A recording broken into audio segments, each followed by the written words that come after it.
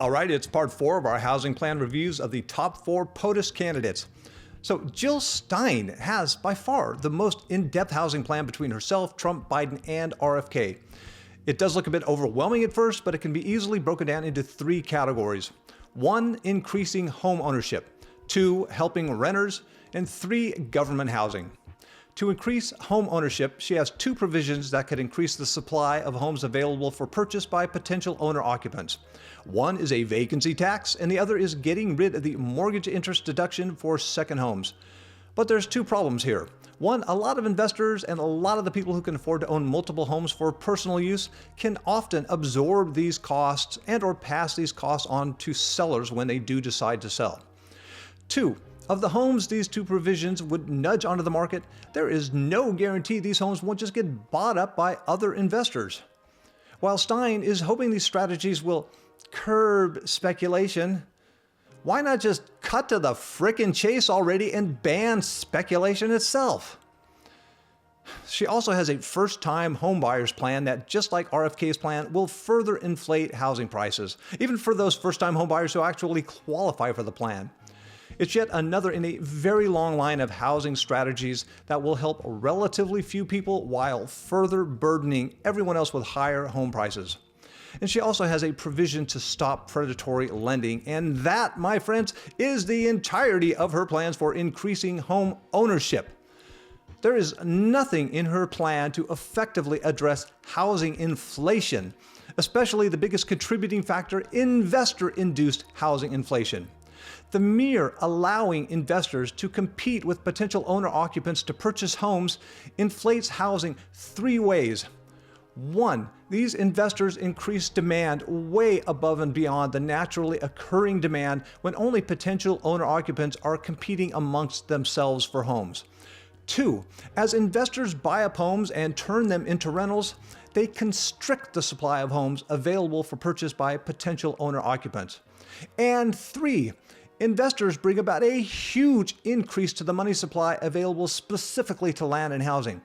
Their cash reserves and access to credit enable them to outbid would-be owner-occupants, further inflating home prices. Stein's housing plan does nothing to address investor-induced housing inflation, which is the deepest root of our perpetual affordable housing crisis. And I don't know what to make of this. I mean, is it because our unlimited feudalistic property laws have become normalized in her mind due to a family history of real estate investing?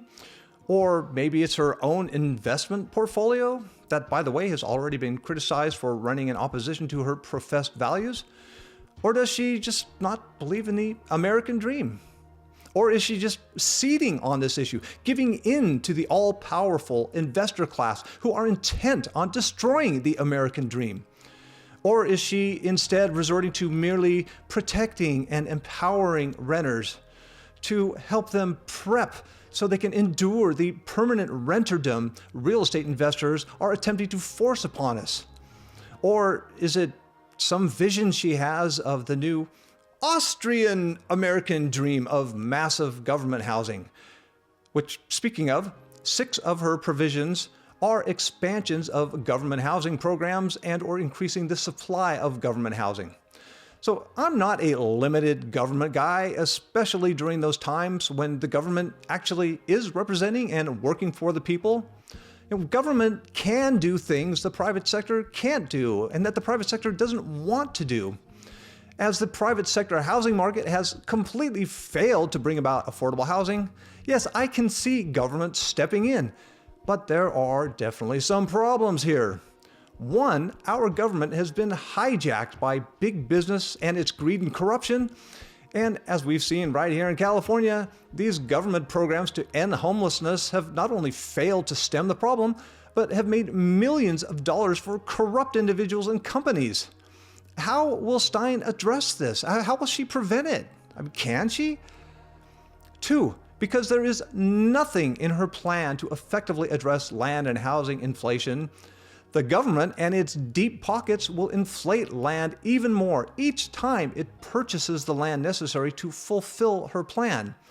This will inflate land prices not only for all of us, but for her own plan And there is no way she'll be able to secure the massive and ever-increasing amounts of money to roll out these plans.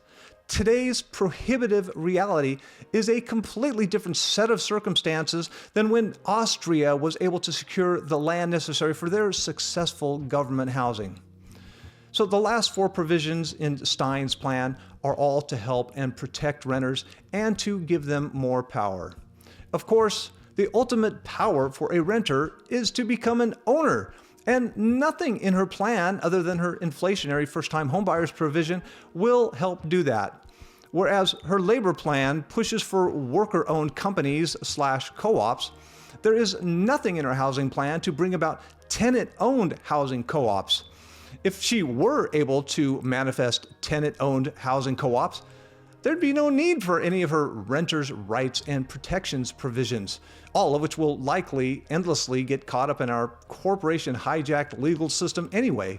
So in summary, Stein's housing plan, just like Trump, Biden, and RFK's, miserably fails to address housing inflation and does nothing to address its biggest contributing factor, investor-induced housing inflation. As a result, her plan, just like all of the other candidates' plans, does nothing to make home buying affordable, which is requisite to creating an affordable rental market. Landlords love to juxtapose the lower cost of renting next to the higher cost of buying, hoping they can trick you into believing that rents are somehow affordable. But they're not affordable. They're just less unaffordable. As long as we allow home buying costs to remain hyperinflated, rental costs will remain unaffordable, as landlords then have no meaningful competition. You cannot effectively address rental rates without effectively addressing home buying costs. And for whatever reason, Jill Stein has given up on affordable home ownership and is instead resorting to focusing her attention only on government housing and renters' rights and protections. She's put a lot of time into this plan, way more than any of the other POTUS candidates. But just like all of the other guys, she refuses to address the root causes of our perpetual affordable housing crisis. So is there a better way? Yes, a much better way. Be on the lookout over the next few days or so for the mother of all housing plans, the Affordable Housing Forever Act, my 12-year plan to permanently decommodify land and housing, to transform our dysfunctional, exploitative, feudalistic land and housing system into a highly functioning system that equitably and affordably houses everyone. And because our hyperinflated land and housing system has so screwed up our overall economy in a myriad of ways, this plan will also get our economy back on track to be the thriving, production-based, globally revered economy it once was. All right, over and out.